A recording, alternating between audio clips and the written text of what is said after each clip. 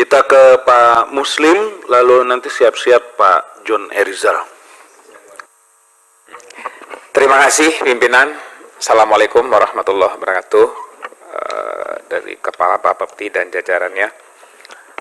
Saya terus terang Pak, hari ini bahkan baru 1 jam lalu Pak, ada yang banyak kebetulan yang telepon kita juga, ada yang kerugian 200.000 US dollar, ada yang 1 miliar, 2 miliar. Artinya apa?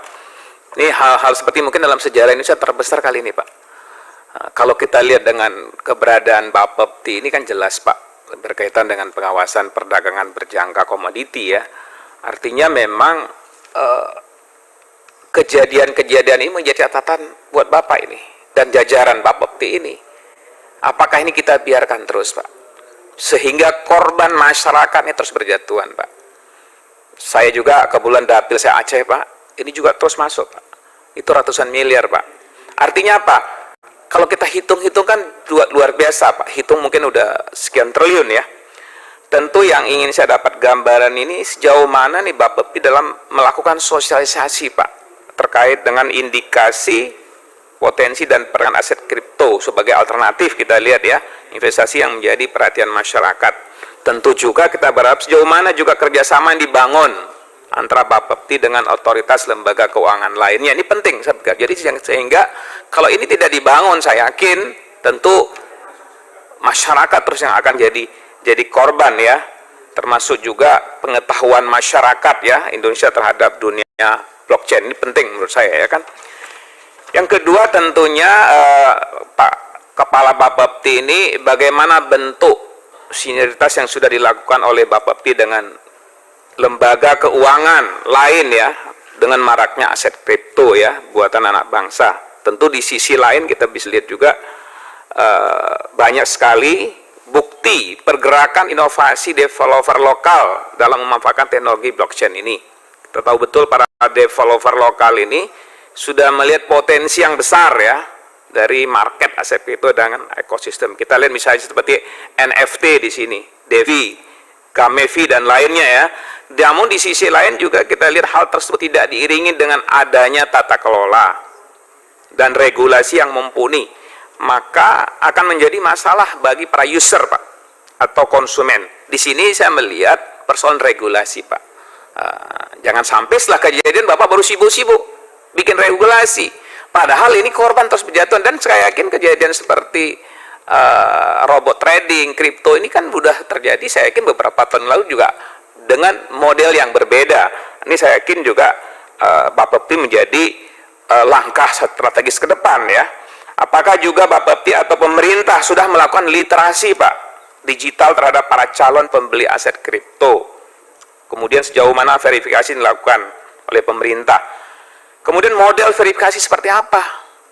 Kalau kan kita tahu betul misalnya kan jelasnya robot trading, ada kripto. Apakah ini izin siapa yang mengeluarkan izin? Kan nggak mungkin mereka terus perdagangan bebas ke masyarakat tanpa ada izin. Mungkin bisa jelaskan siapa yang mengeluarkan izin ini. Terus terang Pak, kalau ini terus dibiarkan, paling pemerintah paling ngeblok ya kan. Tapi kan solusi buat masyarakat seperti apa? Seperti apa pengembalian anggarannya kepada masyarakat? Dan saya yakin ada yang mereka menyerah kan. Sudah resiko katanya kan. Yang ketiga tentu saya melihat ini berdasarkan data, diketahui bahwa market investasi aset kripto di Indonesia merupakan sebagai pasar potensial. Terlebih sudah ada lebih dari 11 juta investor dengan jumlah volume trading harian Pak.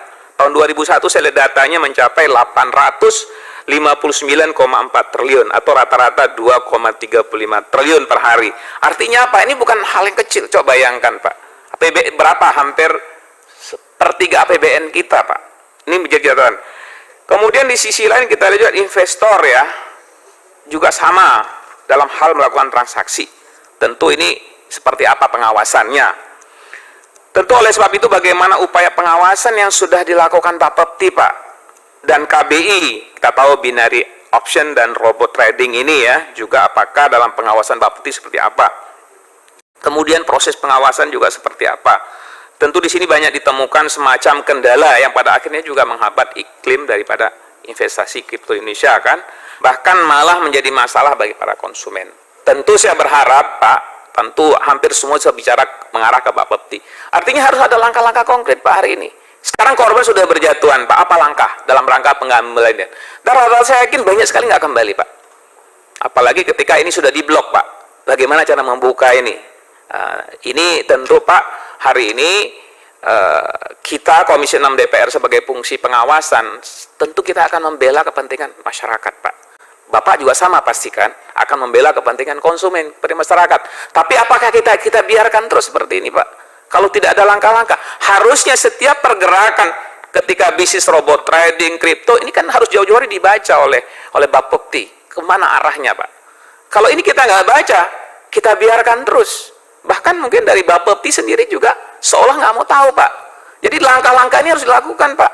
Artinya langkah antisipasi terhadap modus-modus yang dilakukan oleh pihak investor untuk mengeruk keuntungan sebesar-besarnya. Dan saya yakin negara yang terbesar Indonesia jadi korban, karena penduduk kita hampir 270 juta. Ini beberapa hal Pak, mudah-mudahan ini menjadi catatan penting buat Bapepti dan harus ada langkah-langkah konkret. Jadi sehingga korban yang hari ini sudah berjatuhan ini harus ada solusi pengembalian. Saya nggak paham seperti apa nih metode ini, apakah punya kebijakan dari Bapepti untuk melakukan penekanan ke pihak ketiga itu, jadi sehingga mereka juga bisa mengembalikan dana masyarakat. Dan yakin Pak, di Aceh itu ratusan miliar, perlu saya ingatkan kembali karena ini masuk terus WA ke saya hari ini Pak. Terima kasih pimpinan. Assalamualaikum warahmatullahi wabarakatuh. Waalaikumsalam.